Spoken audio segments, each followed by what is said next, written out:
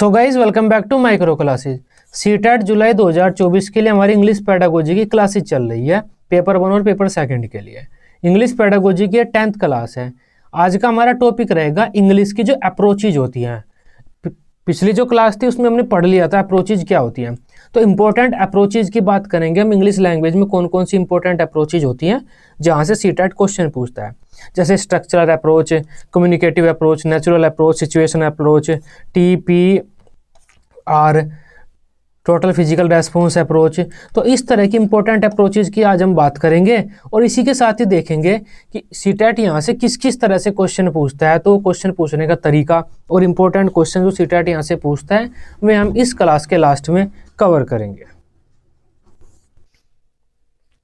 आज का हमारा टॉपिक है अप्रोचेज क्या होती है। अगर आप इसे हिंदी में बताना चाहते हैं तब हिंदी में अप्रोचेज को हम दृष्टिकोण बोलते हैं।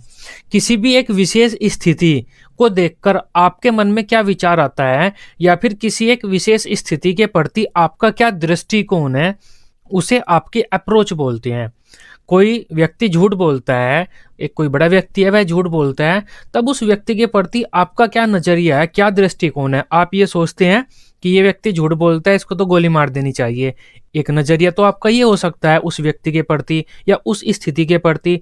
दूसरा नजरिया आपका ये हो सकता है कि आजकल झूठ तो सभी बोलते हैं, गोली तो नहीं मारनी चाहिए, चलो ऐसे ही छोड़ देते हैं इसे, बाद में आगे जाके अपने आप सच बोलने लगेगा। ये किसी भी स्थिति, किसी भी व्यक्ति या पर्सन के प्रति आपका क्या नजरिया है, उसे आपकी अप्रोच बोलते हैं। अब अप्रोच समझ पाए क्या होता है। अब इंग्लिश टीचिंग की बात करते हैं। इंग्लिश टीचिंग में अप्रोच क्या होता है। इंग्लिश टीचिंग में जनरली हम बच्चों को इंग्लिश ही पढ़ाना चाहते हैं। एक ही तो काम है हमारा कि इंग्लिश पढ़ा दें, हम बच्चे इंग्लिश का प्रयोग करने लगे, इंग्लिश बोलने, लिखने, समझने, सोचने लगे, सब कुछ इंग्लिश में। ये हमारे बच्चे हैं, इन पे इंग्लिश नहीं आती, हमें इनको इंग्लिश सिखानी है। अब इस स्थिति के प्रति आपका क्या नजरिया है, आपका क्या दृष्टिकोण है, उसे हम आपकी अप्रोच बोलेंगे।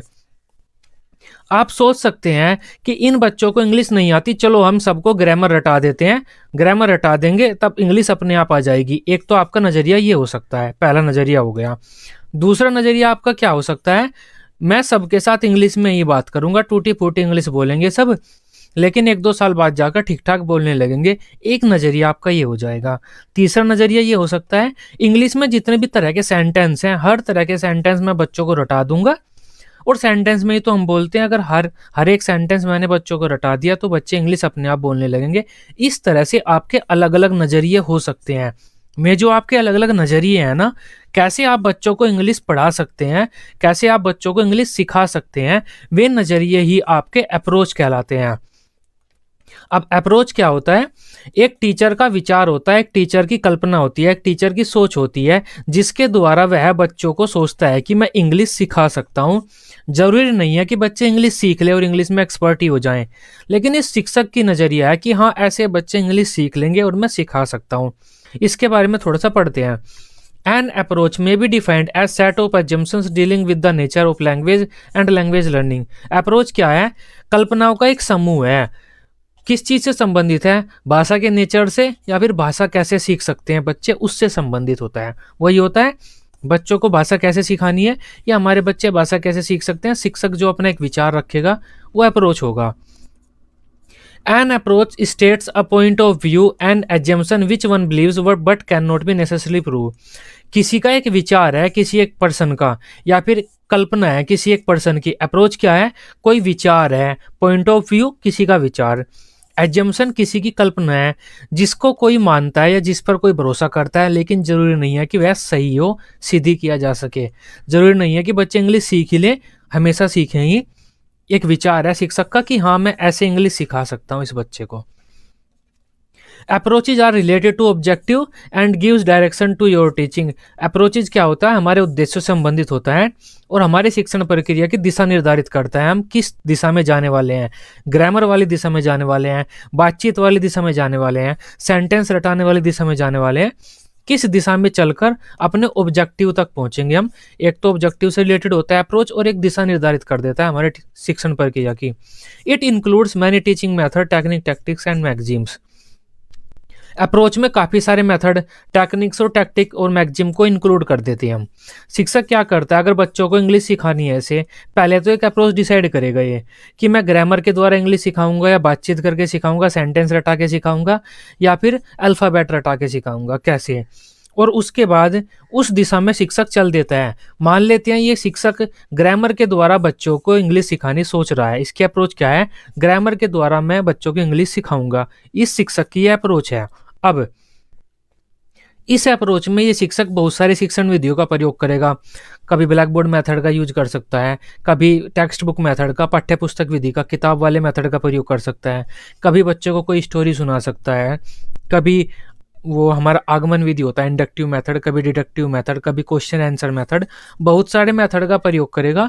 लेकिन ये सारे मेथड कहीं ना कहीं हमारे ग्रामर के आसपास ही रहेंगे, क्योंकि इस शिक्षक की अप्रोच है ग्रामर ही सिखानी है मुझे, ग्रामर के द्वारा बच्चों को इंग्लिश प्रदान करनी है, मुझे इंग्लिश बोलना या पढ़ना सिखाना है। अप्रोच क्या होता है, शिक्षक का एक नज़रिया, किस तरीके से मैं बच्चों को इंग्लिश सिखा सकता हूँ, एक वो रास्ता जिस पर चलकर मैं बच्चों को इंग्लिश सिखा सकता हूँ। अब इंग्लिश पेडागोजी की अगर हम सीटेट की बात करें, तब टोटल ये 12 अप्रोचेज होती हैं जो कि इंपॉर्टेंट होती हैं।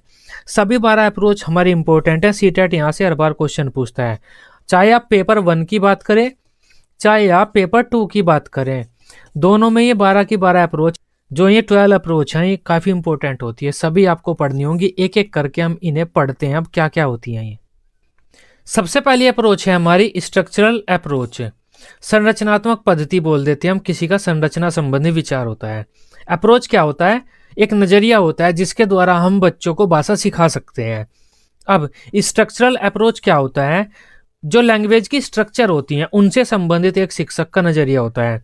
इसमें एक शिक्षक ये सोचता है, अगर मैं बच्चों को इंग्लिश लैंग्वेज की सभी स्ट्रक्चर सिखा दूं, सभी सेंटेंस सिखा दूं, जितने भी प्रकार के सेंटेंस बन सकते हैं इंग्लिश लैंग्वेज में, सभी प्रकार के सेंटेंस बच्चों को सिखा दूं प्रयोग करना, तो बच्चे इंग्लिश बोलने लगेंगे।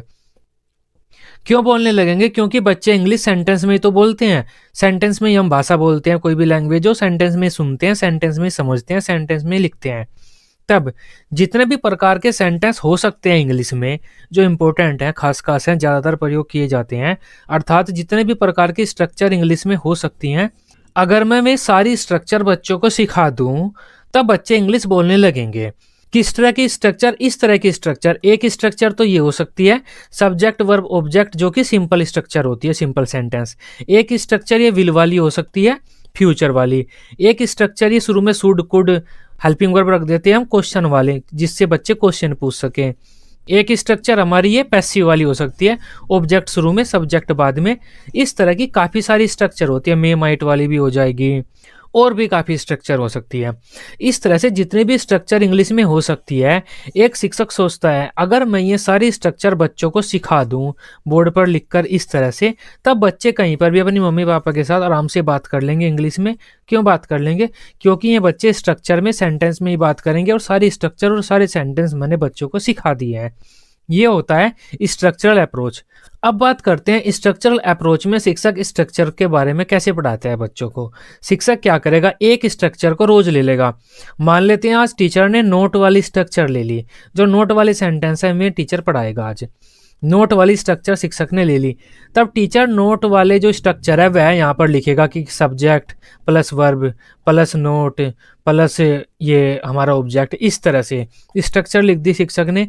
फिर उसके बाद उस स्ट्रक्चर पर कुछ सेंटेंस लिखेगा, इस स्ट्रक्चर पर ये सेंटेंस बन सकते हैं। इस स्ट्रक्चर का बच्चों को इंपॉर्टेंस बताएगा कि ये नोट वाली स्ट्रक्चर आप वहाँ पर प्रयोग करेंगे जहाँ पर आपको किसी बात को नकारना हो। जो स्ट्रक्चर है हमारी उसके लाभ बताएगा। फिर उस स्ट्रक्चर पर काफ़ी सारे सेंटेंस बोलकर लिखकर बच्चों को बताएगा, बच्चों से बुलवाएगा। बच्चे काफ़ी सारे सेंटेंस बोलेंगे, अलग अलग तरह के सेंटेंस उस स्ट्रक्चर पर बोलेंगे, अलग अलग स्थितियों में बोलेंगे। टीचर भी बोलेगा, बच्चे भी बोलेंगे, बच्चे सुनेंगे, आपस में बच्चे भी इन सेंटेंस को डिस्कस करेंगे। और जब बच्चे उस स्ट्रक्चर को अच्छी तरह से समझ पाएंगे, समझ जाएंगे, बोलने लगेंगे, तब टीचर उस स्ट्रक्चर के बारे में बच्चों से कहेगा अब अपनी नोटबुक में कुछ सेंटेंस लिखकर बताओ इस स्ट्रक्चर के बारे में। पहले तो टीचर बोलने और सुनने वाला काम करेगा। सबसे पहले टीचर क्या करेगा, उस स्ट्रक्चर के इंपॉर्टेंस बताएगा, फिर बोलने सुनने वाला काम करेगा। जब बच्चे उसे बोलने सुनने अच्छी तरह से लगेंगे, समझने लगेंगे, फिर टीचर कहेगा कि अब आप रिटर्न वर्क करो, उस स्ट्रक्चर के बारे में कुछ सेंटेंस लिखकर दिखाओ। इस तरह से टीचर स्ट्रक्चर को बच्चों को सिखा देता है। एक एक स्ट्रक्चर इस तरह से करते करते रोज एक स्ट्रक्चर लेता है टीचर, सभी स्ट्रक्चर बच्चों को सिखा देता है। अब इसके बारे में थोड़ा सा पढ़ते हैं। This approach believes that structures are the tool for learning a language, so a foreign language can be learnt by having mastery over structures. ये अप्रोच सोचती है कि स्ट्रक्चर्स टूल्स होती हैं किसी भी लैंग्वेज को सीखने का मेन टूल। अगर हम मास्टरी कर लें किसी भी लैंग्वेज की जो स्ट्रक्चर्स होती हैं, जो सेंटेंसेस होती हैं उन पर, तब वो लैंग्वेज भी हम बोलने लगेंगे, उस लैंग्वेज पर भी हम मास्टरी कर जाएंगे। ऐसा विचार होता है इस अप्रोच का। In this approach, different structures are given to students and ask them to use them in different sentences. Teacher क्या करता है, अलग अलग स्ट्रक्चर लेता है, बोर्ड पर लिखता है और बच्चों से कहता है कि इन्हें आप अलग अलग सेंटेंस में प्रयोग करो। शिक्षक भी उन्हें अलग अलग सेंटेंस में प्रयोग करके बताता है बच्चों को। One structure is used as one time.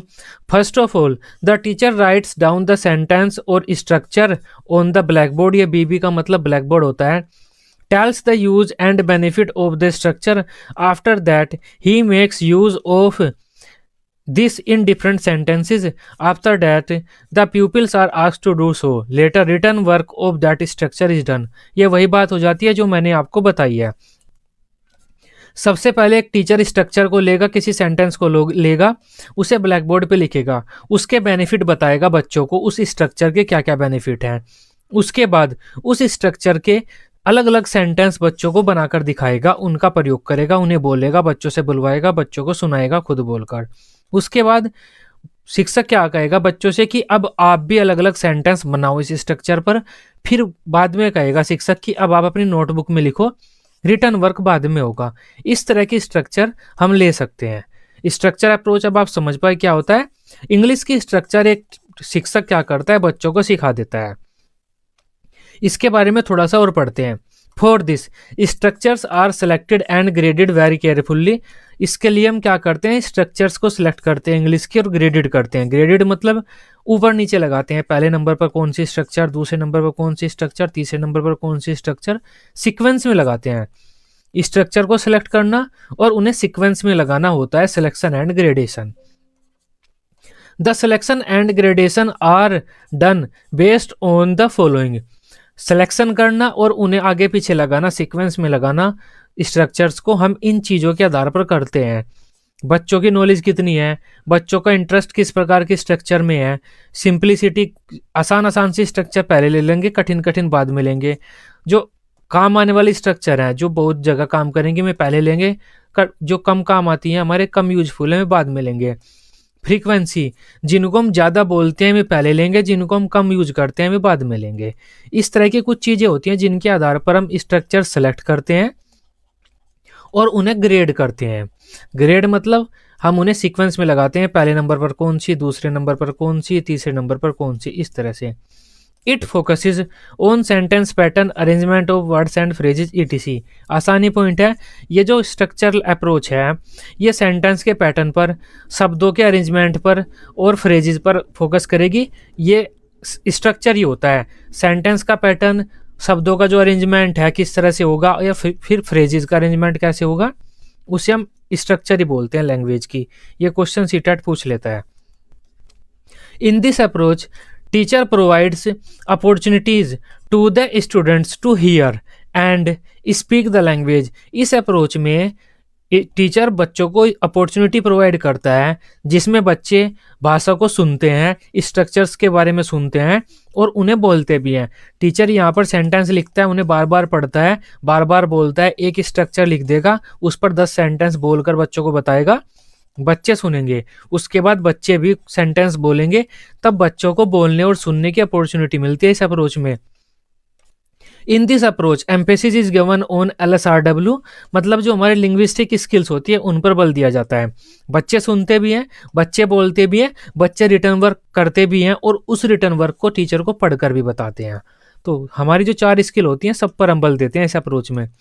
This approach ले stress on repetition and practice, ये भी सही होता है।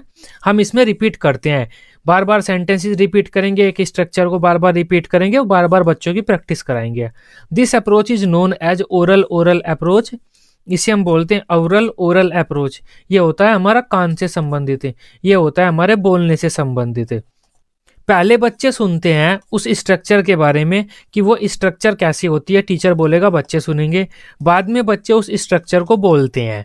तब बच्चे पहले सुनेंगे फिर बोलेंगे, इस वजह से इसे हम ओरल अप्रोच बोलते हैं। स्ट्रक्चरल अप्रोच आप समझ पाए क्या होता है।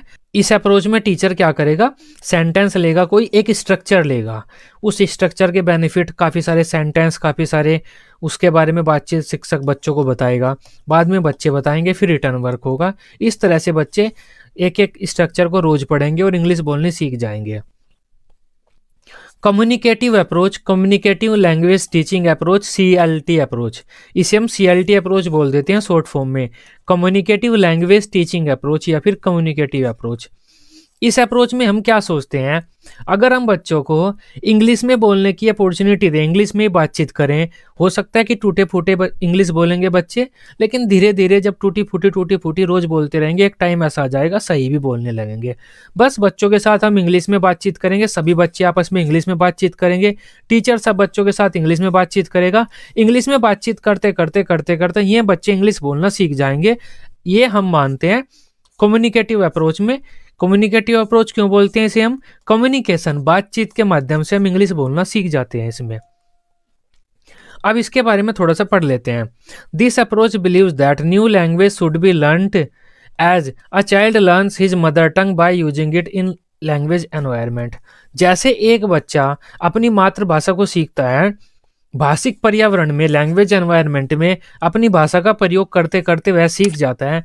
इस अप्रोच में भी ऐसा ही माना जाता है कि अगर हमें किसी बच्चे को इंग्लिश सिखानी है तो ऐसे ही सिखाओ, उसके साथ बातचीत करो, बच्चा उस भाषा को प्रयोग करेगा, भाषिक एटमॉस्फेयर बन जाएगा, क्योंकि सब बच्चे इंग्लिश में बोलेंगे और एक टाइम ऐसा आएगा वह बच्चा भी इंग्लिश बोलने लगेगा।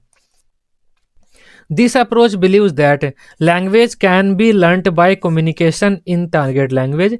अगर हम हमारी जो टारगेट लैंग्वेज है इंग्लिश में ही हम बातचीत करें बच्चों के साथ और हमेशा बच्चे इंग्लिश में बातचीत करें, तब उस लैंग्वेज को हम बोलना सीख सकते हैं। In this approach, the teacher gives opportunities to the pupils to communicate with other students in the target language, and students communicate their ideas freely inside or outside the classroom.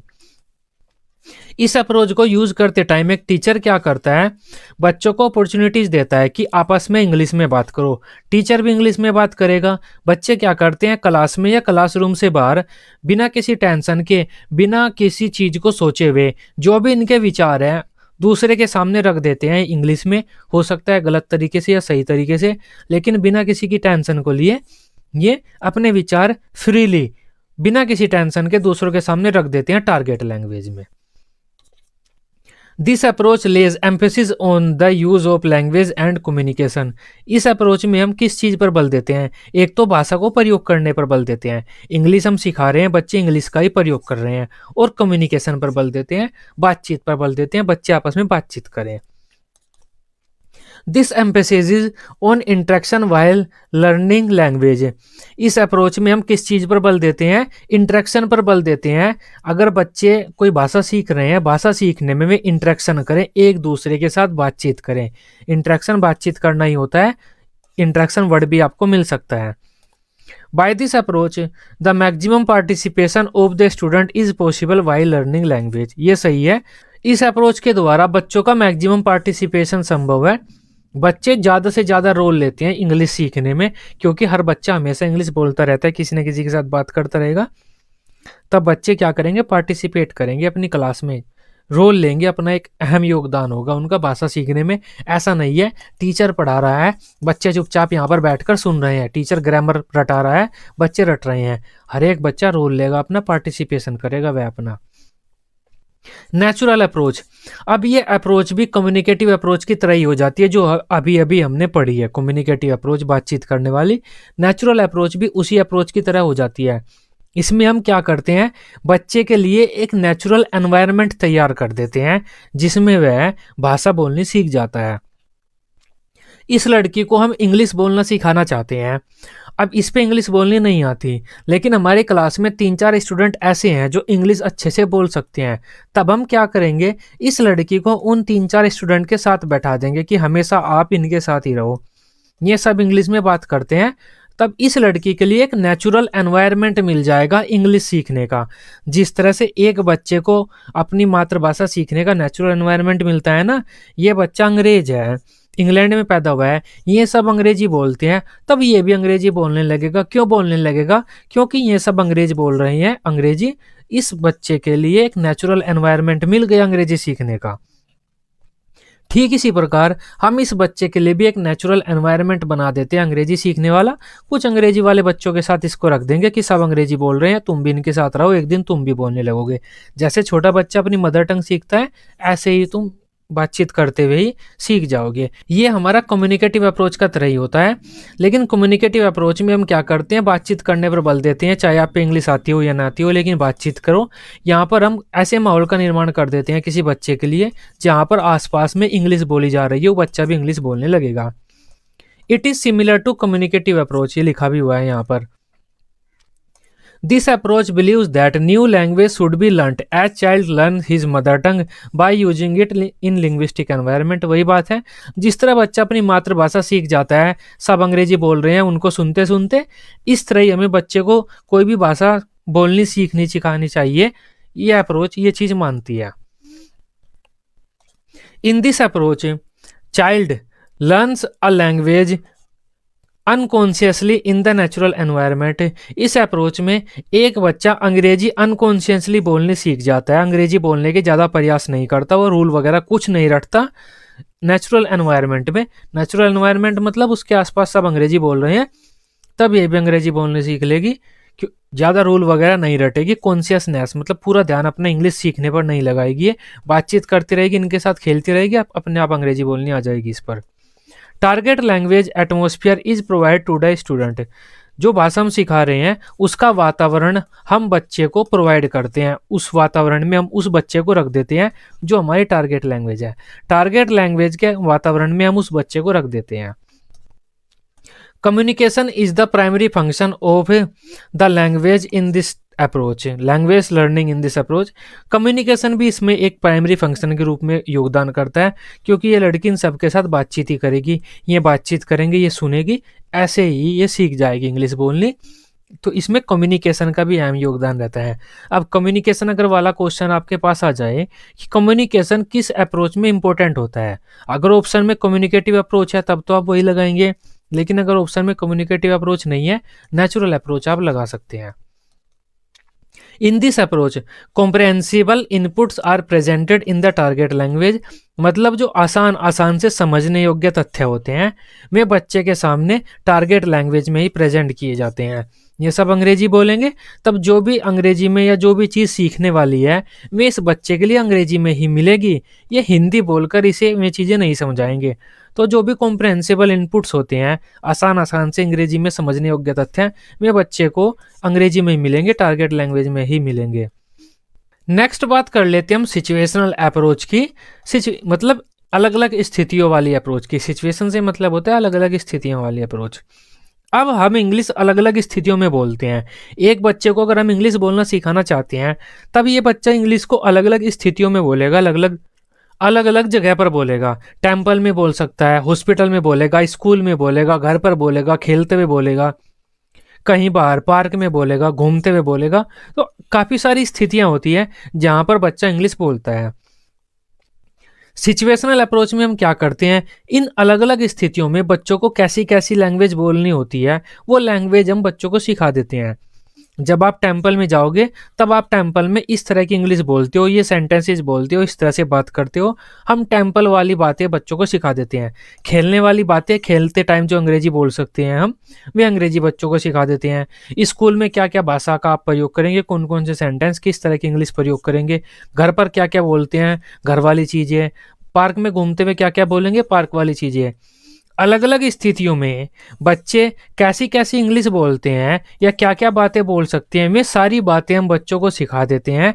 इससे क्या होता है, बच्चा अंग्रेजी बोलनी सीख जाता है। जब भी बच्चा टेम्पल जाएगा, अब टेम्पल में कैसी इंग्लिश का प्रयोग करना है वह बच्चा पहले से ही सीखा हुआ है, तो बच्चा आराम से इंग्लिश बोल लेगा। जब भी बच्चा बाहर घूमने जाएगा, तब घूमते टाइम कैसी इंग्लिश का प्रयोग होता है हम बच्चों को वो सिखा चुके हैं, बच्चा वहां पर आसान से आराम से इंग्लिश बोल लेगा। सिचुएशनल अप्रोच में हम क्या करते हैं, अलग अलग सिचुएशन में किस तरह की इंग्लिश बोली जा सकती है, वे सारी सिचुएशन की इंग्लिश हम बच्चों को अलग अलग सिचुएशन में सिखा देते हैं और ये सोचते हैं कि हमारे बच्चे इंग्लिश बोलने लगेंगे। इसके लिए हम क्लासरूम में क्या करेंगे, एक सिचुएशन पैदा करेंगे, रोज रोज एक सिचुएशन पैदा करेंगे। चलो मानते हैं कि आज आप घूमने जा रहे हैं, तब घूमने जा रहे हैं आप, कैसे कैसे सेंटेंस या कैसी कैसी इंग्लिश बोलेंगे, क्या क्या बोलेंगे हम घूमने जा रहे हैं तो, देखो ये क्या चीज़ है, लुक व्हाट्स देयर, तो एक सेंटेंस ये हो गया है, ये चीज़ आप बोल सकते हैं। देखो मुझे एक चीज़ मिला, देखो ये कितना सुंदर है, देखो ये कैसा लग रहा है, इस तरह से। अगर आप हॉस्पिटल में चले गए, मान लेते हैं आज हम हॉस्पिटल वाली सिचुएशन ले लेते हैं, अगर हम हॉस्पिटल में चले गए, हॉस्पिटल में आप क्या क्या सेंटेंस बोल सकते हैं, डॉक्टर कहाँ है, नर्स कहाँ है, पेशेंट के चोट लगी है, पेशेंट गिर गया है, पेशेंट किधर है, वार्ड नंबर कहाँ है, पेशेंट का रूम कहाँ है, तो ये सेंटेंसेस हम हॉस्पिटल में बोलेंगे। हॉस्पिटल वाले ये सारे सेंटेंस हम बच्चों को रटा देंगे, तब बच्चे हॉस्पिटल वाली इंग्लिश बोलनी भी सीख लेंगे। अलग अलग सिचुएशन में बच्चे कौन कौन सी तरह की इंग्लिश या किस तरह के सेंटेंस बोल सकते हैं, वे सेंटेंस हम बच्चों को रटा देते हैं और बच्चों से सोचते हैं कि अब वे इंग्लिश बोलने लगेंगे। इसके बारे में थोड़ा सा पढ़ते हैं। In situational approach students use target language in different situations, real life situations. इसमें क्या होता है, सिचुएशनल अप्रोच में हम बच्चों को टारगेट लैंग्वेज यूज करने पर बल देते हैं, बच्चों को कहते हैं कि आप टारगेट लैंग्वेज का यूज करो अलग अलग रियल लाइफ की सिचुएशंस में, ऐसी सिचुएशन जो आपकी रियल लाइफ में हो सकती है उन सिचुएशंस में। It emphasis on presenting structure in different situation, ये किस चीज़ पर बल देती है, जो हमारी स्ट्रक्चर्स होती हैं उन्हें अलग अलग सिचुएशन में प्रेजेंट करने पर बल देती है। स्ट्रक्चरल अप्रोच में तो हम एक स्ट्रक्चर को अलग अलग सेंटेंस में यूज करने पर बल देंगे, लेकिन अलग अलग सिचुएशन में हम किस तरह के सेंटेंस या किस तरह की स्ट्रक्चर का प्रयोग कर सकते हैं वो हमारा सिचुएशनल अप्रोच में आएगा। In this approach the meaning of word is determined according to the situation as they are used. अलग अलग सिचुएशन के अकॉर्डिंग अलग अलग शब्द का अलग अलग अर्थ निकल सकता है, तब सिचुएशन के अकॉर्डिंग ही हम बच्चों को किसी भी शब्द का या किसी भी वाक्य का अर्थ निकालने पर बल देते हैं। सिचुएशनल अप्रोच में किसी बालक के जीवन में कितनी सिचुएशन हो सकती हैं, उन सभी सिचुएशन से संबंधित इंग्लिश या सभी सेंटेंस रटा देते हैं, सिखा देते हैं और बच्चों से सोचते हैं कि बच्चे आसानी से अब इंग्लिश बोलने लगेंगे। अब बात करते हैं बॉटम अप अप्रोच की। बॉटम अप अप्रोच, बॉटम मतलब होता है नीचे, अप का मतलब होता है ऊपर, हम नीचे से ऊपर जा रहे हैं। ऐसी अप्रोच जिसमें हम नीचे से ऊपर जाते हैं बॉटम अप अप्रोच बोलते हैं उसे हम। इसमें क्या होता है, अगर कोई टीचर सोचता है कि वह बॉटम अप अप्रोच का यूज करके बच्चों को पढ़ाएगा, इसका मतलब ये है वह टीचर पहले तो बॉटम किसी भी लैंग्वेज की छोटे से छोटी चीज पढ़ाएगा, लेटर, फिर धीरे धीरे ऊपर बढ़ेगा, लेटर मिलकर वर्ड बनते हैं, वर्ड मिलकर फ्रेज बनती है, फ्रेज मिलकर सेंटेंस बनते हैं, सेंटेंस आपस में मिलकर पैराग्राफ बनते हैं और पूरी लैंग्वेज बन जाती है। बॉटम अप अप्रोच में एक टीचर लेटर को लेके चलेगा, लेटर वॉवल कॉन्सोनेंट ABCD रटाएगा सब बच्चों को, फिर वर्ड, फिर फ्रेज, फिर सेंटेंस, इस तरह से, और बाद में फिर उन्हें पूरी लैंग्वेज के बारे में बताएगा कि लैंग्वेज आप कैसे बोल सकते हैं। बॉटम अप अप्रोच में हम किसी भी लैंग्वेज के जड़ से ऊपर की ओर चलते हैं, नीचे से लेकर ऊपर की ओर चलते हैं, छोटी सी चीज को पकड़कर पूरी लैंग्वेज की तरफ चलते हैं। In this approach, learning it starts from letters and ends at paragraphs and use of language. हम लेटर से शुरू करेंगे, अल्फ़ाबेट से, इस अप्रोच में भाषा को पढ़ना और उसे हम बाद में पैराग्राफ पर या फिर लैंग्वेज यूज करने पर ख़त्म करेंगे। लेटर्स से पढ़ाना शुरू करेंगे और भाषा का जैसे हम यूजुअली प्रयोग करते हैं वहाँ पर लाकर ख़त्म करेंगे। कैसे पढ़ाते हैं लेटर्स वगैरह, फ्रेज, सेंटेंसेस, ये मैं आपको बता चुका हूँ। कौन सा मैक्सिम यूज होता है इसमें, पार्ट टू होल, मतलब हम पहले तो किसी भाषा के छोटे छोटे हिस्से पढ़ाएंगे, बाद में उस पूरी भाषा को बच्चों के समक्ष रखेंगे। टॉप डाउन अप्रोच, ये उल्टा है, इसमें हम क्या करते हैं, ऊपर से नीचे की ओर आते हैं।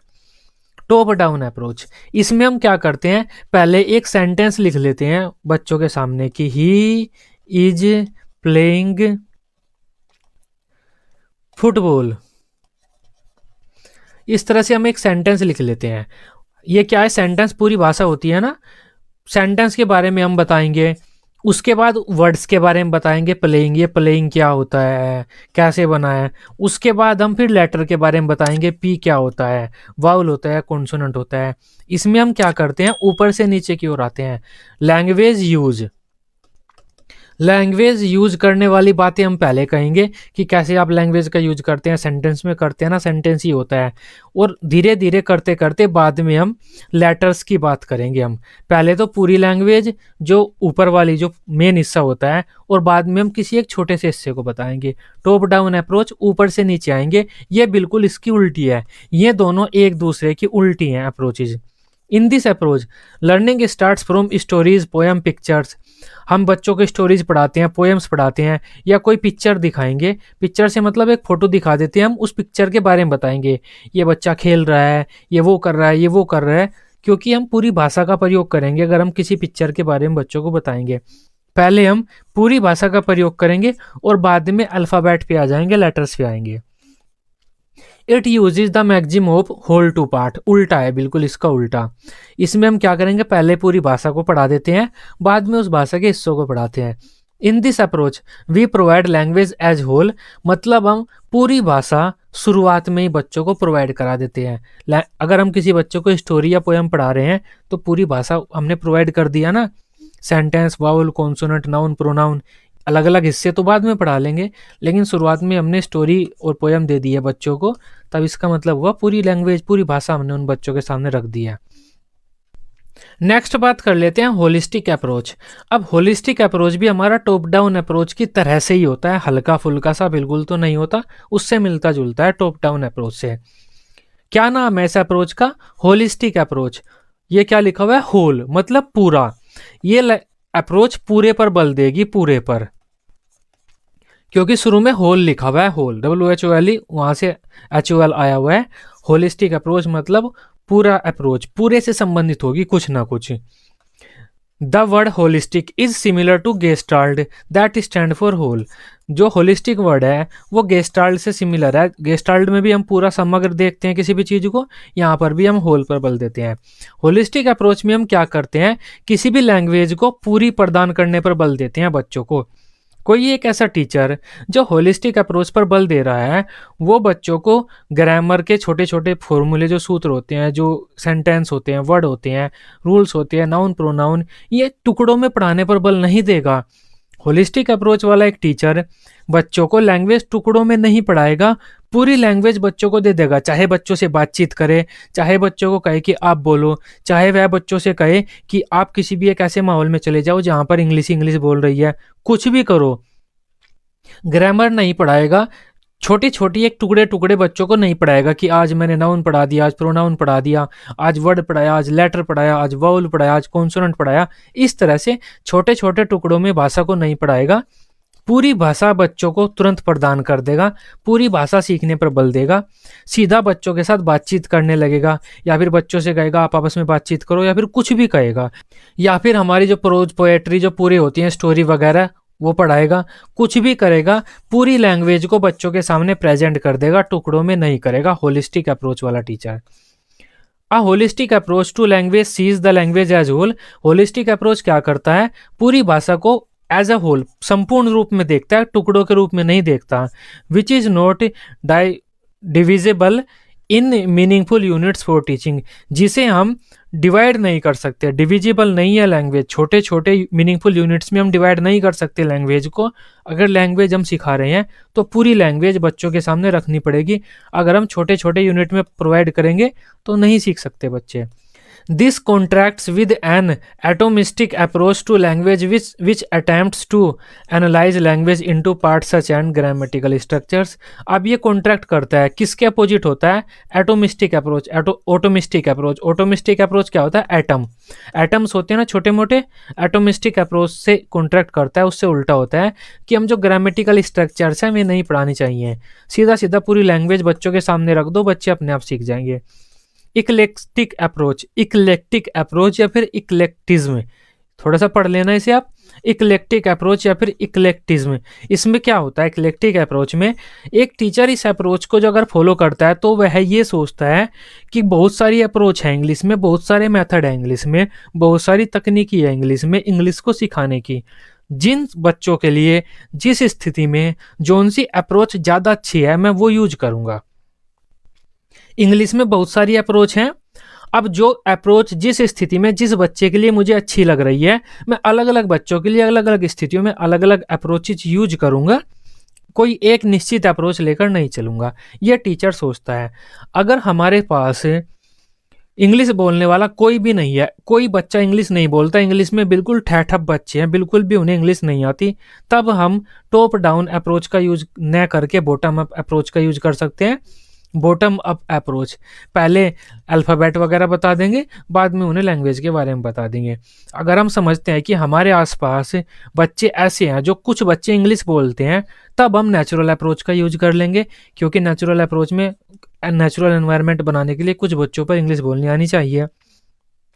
अगर हम सोचते हैं कि हमारे बच्चे इंटेलिजेंट हैं, थोड़ा बहुत इंग्लिश हल्का फुल्का सा जानते हैं, तब हम क्या करते हैं? कम्युनिकेटिव अप्रोच का यूज कर लेते हैं। बच्चे थोड़ा बहुत हल्का फुल्का इंग्लिश में बातचीत करना शुरू कर देंगे और धीरे धीरे बाद में वे अच्छी तरह से इंग्लिश बोलने लगेंगे। जैसे हमारे बच्चे, जैसी हमारी स्थिति, उसके अकॉर्डिंग हम अपनी एक अप्रोच चूज कर लेते हैं। कोई एक फिक्स अप्रोच, निश्चित अप्रोच लेकर आगे नहीं बढ़ते, उससे हम बोलते हैं eclectic approach. This approach is the combination of many approaches and method, काफ़ी सारे अप्रोच और काफ़ी सारे मेथड का कॉम्बिनेशन होता है ये approach. Teacher uses suitable approach according to situation, need and aim, जैसी स्थिति, जैसी ज़रूरत, जैसा हमारा उद्देश्य है, वैसी अप्रोच हम यूज कर लेंगे, कोई एक निश्चित अप्रोच लेकर नहीं चलेंगे। This approach refers using appropriate strategies methods of teaching, ये जो हमारी अप्रोच होती है इक्लेक्टिक अप्रोच, वो क्या करती है कि जो अप्रोप्रिएट अच्छा स्ट्रेटजी है या अच्छा मेथड है टीचिंग का, उससे प्रयोग करो किसी भी स्थिति में। If different methods are borrowed and adopted to suit the requirement of the learner, it is eclectic approach. अगर हम अलग अलग मेथड, अलग अलग अप्रोचेज को प्रयोग कर रहे हैं लर्नर की सीखने की स्थिति को सूट करने के अकॉर्डिंग, कि इस स्थिति में कौन सा अप्रोच है, कौन सा मेथड सूट करेगा, उसे हम इक्लेक्टिक अप्रोच बोलते हैं। आसानी है, कोई एक निश्चित अप्रोच लेकर आप आगे मत बढ़ो, जिस स्थिति में जोन सी अप्रोच आपको अच्छी लगती है, सूटेबल लगती है, उस अप्रोच का यूज करो, उसे हम इक्लेक्टिक अप्रोच बोलते हैं। अब बात कर लेते हैं टीपीआर की, total physical response approach, TPR approach, ये भी इंपॉर्टेंट है। टीपीआर की फुल फॉर्म भी सीटेट आपसे पूछ लेता है। अगर आप देखते हैं कि किसी क्लास में ऐसा हो रहा है, एक टीचर कुछ बोलता है, बच्चे वही करते हैं। टीचर बोलता है कि कोवे जैसी आवाज़ निकालो, बच्चे कोवे जैसी आवाज़ निकालते हैं।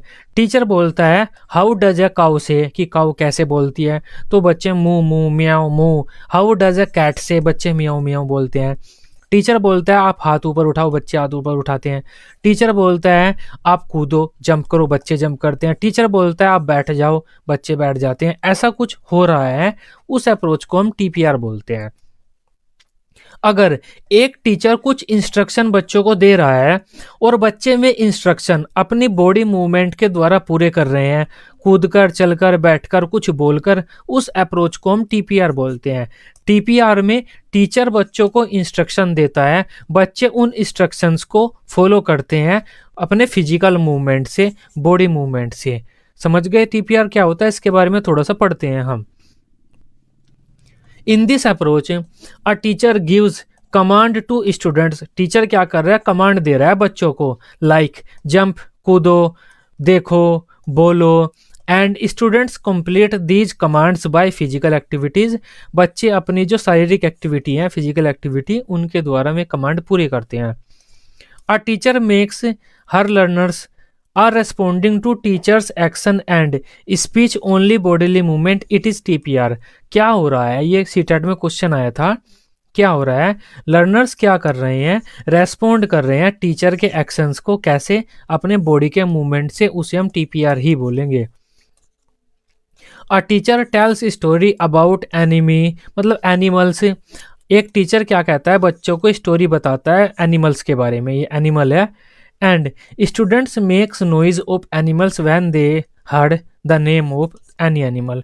टीचर बच्चों को कुछ जानवरों की कहानी बता रहा है, किसी भी जानवर का नाम टीचर लेता है, बच्चे उस जानवर की आवाज़ निकालते हैं। टीचर ने कहा हुआ होगा कि जब भी मैं जानवर का नाम लूँ आप उस जानवर की आवाज़ निकालो, उस अप्रोच को हम टीपीआर बोलेंगे। टीचर कुछ बोलेगा, बच्चे उसकी कमांड को फॉलो करेंगे बॉडी मूवमेंट से या बोलकर, उसे हम टीपीआर कहेंगे। ह्यूमनेस्टिक अप्रोच। अब ये अप्रोच क्या कहती है, अगर आप बच्चों को इंग्लिश सिखा रहे हैं, सिर्फ इंग्लिश सिखाने पर ही मत बल दो, बच्चों के ऑलराउंड डेवलपमेंट पर बल दो। अगर आप इंग्लिश सिखा रहे हैं तब इंग्लिश सिखाते सिखाते आप बच्चों का पूरा बौद्धिक विकास करो, शारीरिक विकास करो, मानसिक विकास करो, उसका नैतिक विकास करो, उसका सामाजिक विकास करो। मतलब इंग्लिश सिखाने में ही आप बच्चों के ऑलराउंड डेवलपमेंट पर, सर्वांगीण संपूर्ण विकास पर बल दो। इसमें इसके लिए हम क्या कर सकते हैं, अगर कोई टीचर ह्यूमनेस्टिक अप्रोच को फॉलो करता है तब वो क्या करता है, अलग अलग चैप्टर बच्चों को अलग अलग तरह के पढ़ाएगा। एक चैप्टर माता पिता की आज्ञा मानने वाला, एक चैप्टर हमेशा सच बोलने वाला, एक चैप्टर व्यायाम के लाभ वाला, एक चैप्टर सक्सेसफुल इंसान कैसे बनते हैं वैसे वाला, एक चैप्टर जिसमें हमारे बौद्धिक विकास वाली चीज़ें हों। इस तरह की चीज़ें हम कवर करते हैं। एक टीचर बच्चे के सर्वांगीण विकास पर बल देना चाहता है, एक टीचर इस अप्रोच में इंग्लिश पढ़ाते time. Humanistic language teaching is an approach based on the principle that the whole being, emotional and social, need to be engaged in learning, not just mind. अगर हम बच्चों को भाषा सिखा रहे हैं तो सिर्फ उनकी बुद्धि का प्रयोग मत करो, बुद्धि को एक्टिव मत करो, क्योंकि भाषा बोलना एक बुद्धि का हिस्सा होता है। हम माइंड के द्वारा लैंग्वेज बोलते हैं, तब उनके सिर्फ माइंड को कंट्रोल मत करो या फिर माइंड का डेवलपमेंट मत करो, संपूर्ण उनके होल बीइंग, उन जो व्यक्ति है, जो बच्चा है, उसके पूरे का विकास करो। इमोशनल भी करो, सोशल भी करो, जो उसके नीड्स हैं उन्हें भी आप यहाँ पर ले आओ, सब कुछ ले आओ। It is related to all round development ARD to of the pupils. आसानी है ये तो। नेक्स्ट बात कर लेते हैं हमारी बिहेवियरिस्टिक अप्रोच।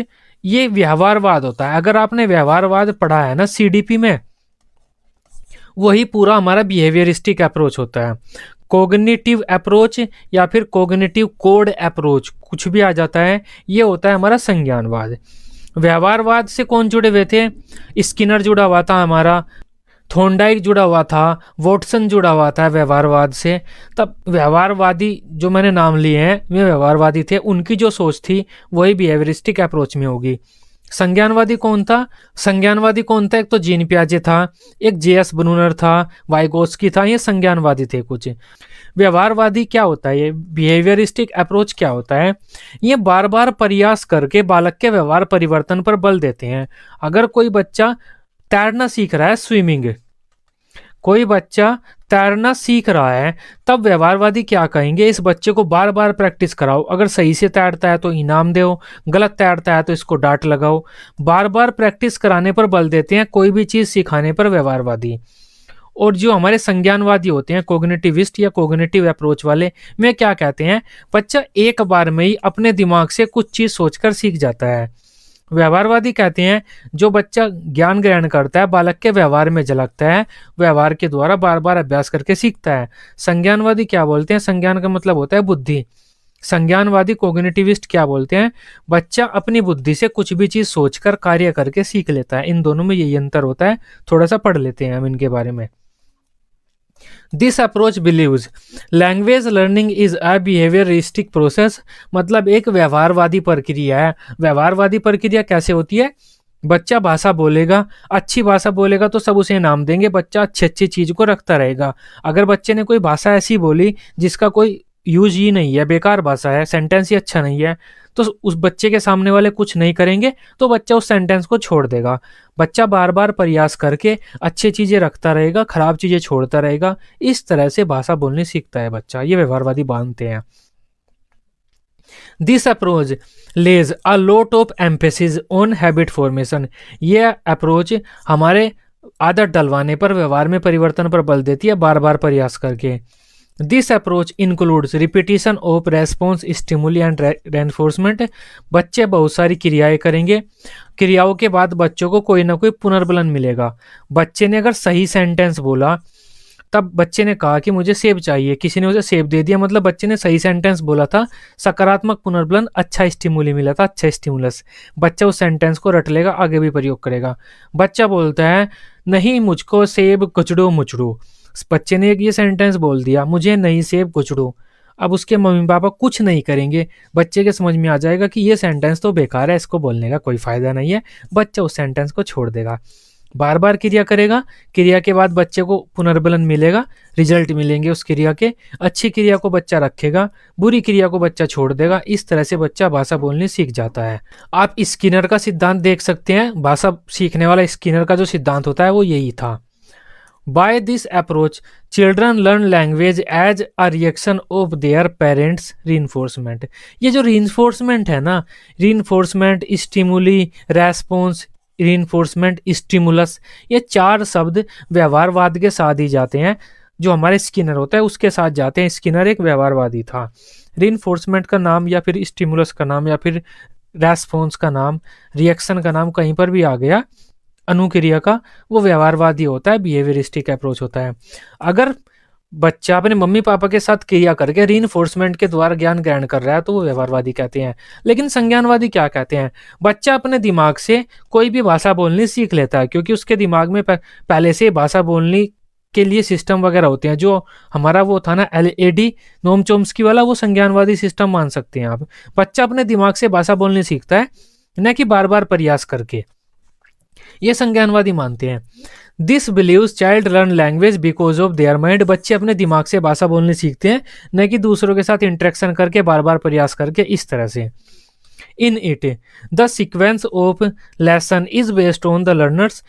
कोग्निटिव अप्रोच में हम क्या करते हैं? बच्चों की बुद्धि के अकॉर्डिंग, बच्चों में कैसा दिमाग है उसके अकॉर्डिंग अपने पाठ का निर्माण करते हैं और सीक्वेंस में लगाते हैं।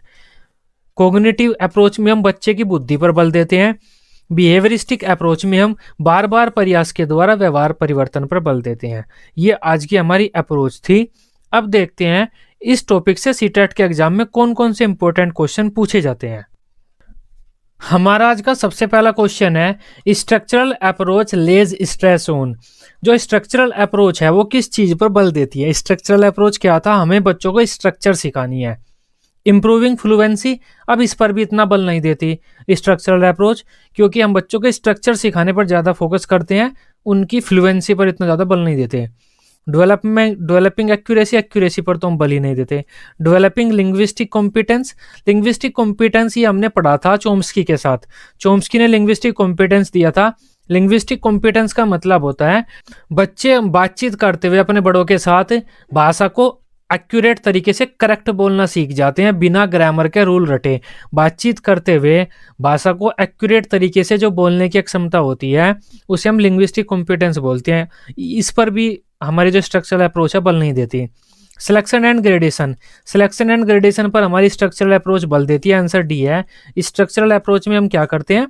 सिलेक्शन करते हैं स्ट्रक्चर्स का और ग्रेड करते हैं उन्हें कि पहले नंबर पर कौन सी, दूसरे नंबर पर कौन सी, उन्हें सीक्वेंस में लगाते हैं। सेकंड क्वेश्चन है हमारा which of the following approach या फिर method advocates linguistic competence and performance. ये दोबारा फिर आ गया हमारा लिंग्विस्टिक कॉम्पिटेंस। लिंग्विस्टिक कॉम्पिटेंस ये वही है, नोम चोम्स्की ने दिया था। हम बच्चे क्या करते हैं? अपने बड़ों के साथ बातचीत करते करते ग्रामर के रूल एक्यूरेट तरीके से यूज करने लगते हैं। रूल्स रटते नहीं है, वे रूल्स सीखते भी नहीं है, लेकिन उन रूल्स का एक्यूरेट तरीके से यूज करने लगते हैं, क्योंकि वे बड़ों का देखते हैं अपने बड़े कैसे यूज कर रहे हैं भाषा का, तब मैं भी भाषा का वैसे यूज करने लगते हैं। बिना लैंग्वेज के रूल रटे लैंग्वेज को एक्यूरेट तरीके से बोलने की प्रक्रिया को हम लिंग्विस्टिक कॉम्पिटेंस बोलती हैं। क्यों बोलते हैं बच्चे? क्योंकि वे अपने बड़ों के साथ बातचीत करते हैं, बड़ों से सीख लेते हैं। अब कौन सा एक मेथड या अप्रोच इस चीज से संबंधित है लिंग्विस्टिक कॉम्पिटेंस से? कम्युनिकेटिव अप्रोच हो सकता है, क्योंकि कम्युनिकेटिव अप्रोच में भी बच्चा दूसरे के साथ बातचीत करता है और बातचीत करके सीख जाता है। ट्रांसलेशन मेथड नहीं हो सकता, डायरेक्ट मेथड नहीं हो सकता, क्योंकि डायरेक्ट मेथड में तो हम बच्चों को सिखाते हैं, एक्चुअल में ग्रामर वगैरह सबको सिखाते हैं, पढ़ना लिखना। स्ट्रक्चरल अप्रोच में तो हम सिर्फ स्ट्रक्चर पर बल देते हैं। इसका आंसर ए ही है, क्योंकि यहाँ पर हम बच्चों को बातचीत पर बल देते हैं और बच्चे बातचीत करके ही ग्रामर का सही तरीके से यूज करना का प्रयोग करना सीख जाते हैं, उसे हम लिंग्विस्टिक कॉम्पिटेंस बोलते हैं। थर्ड क्वेश्चन है the maximum participation of the student is possible while teaching English by teacher using authentic task through. अब मैक्सिमम पार्टिसिपेशन बच्चों का किस तरीके से संभव है? हर बच्चा एक दूसरे के साथ बातचीत करेगा, उस कारण से ही मैक्सिमम पार्टिसिपेशन बच्चों का किसी भी क्लास में संभव है। अब बातचीत काहे में करेगा बच्चा? कम्युनिकेटिव अप्रोच में करेगा। आंसर इसका बी है। नेक्स्ट क्वेश्चन की बात करते हैं। रिया क्लास सेकंड की एक टीचर है। Presenting language item in her instruction, learners are doing exactly what she is telling them to do, she is what she is practicing. Riya क्या कर रही है? बच्चों के सामने कुछ प्रेजेंट कर रही है, इंस्ट्रक्शन दे रही है किसी लैंग्वेज में, और बच्चे वही काम कर रहे हैं जो रिया इंस्ट्रक्शन दे रही है। इसे क्या बोलते हैं हम? टीपीआर। टीचर क्या कर रहा है? इंस्ट्रक्शन दे रहा है, बच्चे उन इंस्ट्रक्शंस को फॉलो कर रहे हैं। ये क्या होता है? टीपीआर होता है, टोटल फिजिकल रेस्पॉन्स। ऑप्शन पढ़ने की भी जरूरत नहीं है, क्वेश्चन से ही आंसर निकल रहे हैं। नेक्स्ट क्वेश्चन है हमारा, the teacher tales a story about animal, children makes animals noise. एक टीचर एनिमल के बारे में बताता है, बच्चे उस एनिमल का आवाज निकालते हैं। ये क्या है? ये भी टीपीआर ही है, total physical response. Next question की बात करते हैं। While listening to a speech in English, sometimes we listen to basic unit of sound, syllable and a word। पहले तो हम साउंड सुनते हैं, सिलेबल सुनते हैं, कोई शब्द सुनते हैं, फिर सेंटेंस सुनते हैं, देन पैराग्राफ सुनते हैं। ये क्या चीज हुआ? पहले हमने कोई साउंड सुना, उसके बाद वर्ड सुना, फिर सेंटेंस सुना, फिर पैराग्राफ सुना। ये हुआ बॉटम अप अप्रोच। ये सब काम हम बॉटम अप अप्रोच में करते हैं। नेक्स्ट क्वेश्चन है, टॉप डाउन अप्रोच क्या होता है? Proceed from whole to part. ये सही है। टॉप डाउन अप्रोच में हम पहले तो पूरी भाषा को बच्चों के सामने रख देते हैं, बाद में उस भाषा के एक हिस्से को रखते हैं। आंसर इसका ए हो जाता है। नेक्स्ट क्वेश्चन है, which process lays a lot of emphasis on habit formation. किस अप्रोच में हम बच्चों की आदत निर्माण पर बल देते हैं? कम्युनिकेटिव अप्रोच में तो हम बच्चों को बातचीत पर बल देते हैं। बिहेवियरिस्टिक अप्रोच में हम बल देते हैं। इक्लेक्टिक अप्रोच तो कोई अप्रोच ही नहीं होती, इसका मतलब तो होता है बहुत सारी अप्रोच को एक साथ रख देना। कॉग्निटिव अप्रोच में हम व्यवहार परिवर्तन पर बल नहीं देते, बुद्धि के द्वारा सीखने पर बल देते हैं। आंसर इसका बी हो जाता है। बिहेवियरिस्टिक अप्रोच में हम हैबिट फॉर्मेशन, व्यवहार परिवर्तन पर बल देते हैं। ये आज का हमारा टॉपिक था, अप्रोचेस थी। सभी अप्रोच हम कवर कर चुके हैं, इंपॉर्टेंट क्वेश्चन भी कवर कर चुके हैं। वीडियो आपको अच्छी लगी हो, आप इसे अपने सीटैट ग्रुप में सीटैट दोस्तों के साथ शेयर कर सकते हैं, लाइक कर सकते हैं। सीटैट की सभी सब्जेक्ट की इसी तरह से डेली रेगुलर क्लासेस लेने के लिए आप इस चैनल को सब्सक्राइब कर सकते हैं। Till then, bye bye, take care.